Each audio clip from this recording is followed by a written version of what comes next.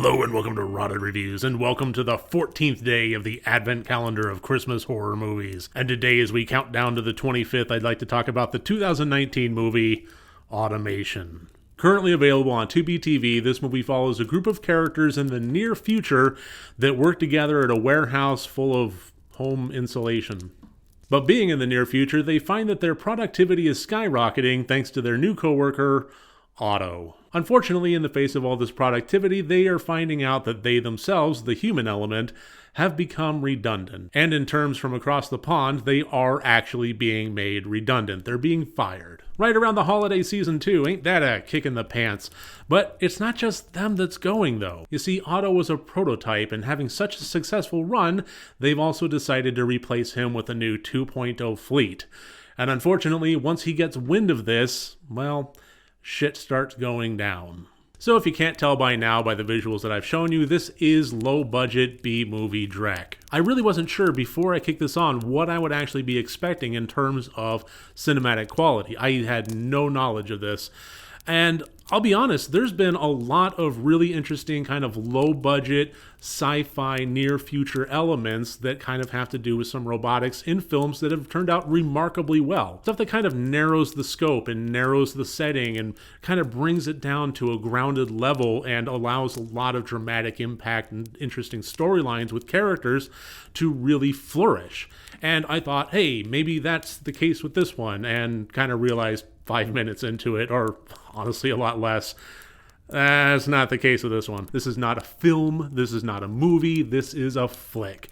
This is a B-movie sci-fi flick all the way through. It's interesting seeing the level of budgetary choices that are made with this one. I mean, it's something that it honestly could have been more intimate. It could have been more refined. It could have had more character design and narrowed the setting, things like that. But instead, they try to have a larger, grander focus and scope. They'll have grand futuristic cityscapes and cute little robots mowing the lawn as they're doing an external shot. Meanwhile, people are driving around in a fucking '03 Ford Taurus. It's just one of those things, where do you really allocate your resources, and how does that determine what kind of movie you're really trying to make? And in this case, to borrow a phrase from Jeremy Clarkson, this movie really was ambitious, but rubbish. All of the actors were clearly doing their best to just remember their fucking lines as opposed to actually naturally speaking the dialogue. All of the close-up elements of any of the sci-fi aspects of this just looked absolutely god-awful cheesy.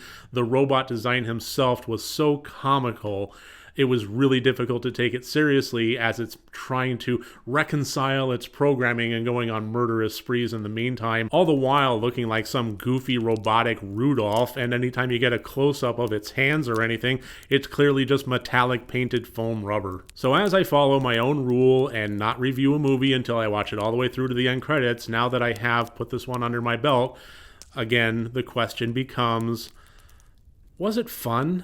And you know what? I have to say, kinda. In places it was so silly and so off the wall that I just couldn't help but actually find myself enjoying it on some level. The problem was, although those moments were plentiful throughout the last half, it was only plentiful through the last half. It really took a little over halfway through the movie to actually get the ball rolling with anything of real, well, let's just say killer interest. Finding that element of blood and guts and gore and the silly, wacky kills and so forth that occur in movies like this, it's a nice little thing, but when you have to wait for over half the movie for anything like that to really even get started, that's a tough sell. And even then, once this movie really did get rolling, those moments, although there were several of them, were spaced so far apart that it just became a struggle to keep interest. But every time it happened, it was of such a level and so silly that I kept thanking myself for sticking in there. So make no mistake, this is not a good movie, and I am not giving it a blanket recommendation. However, if you're in the mood for this exact type of movie,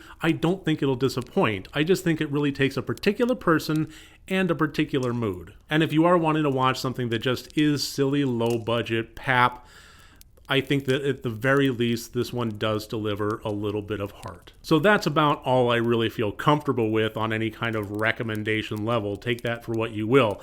And I think I'll go ahead and wrap up the review from here. So thank you so much for joining me for this video. I do appreciate it. If you like this, please click like and subscribe. It really does help me out a whole lot. Remember, next time you want to watch a horror movie, first make sure that it's good and rotted.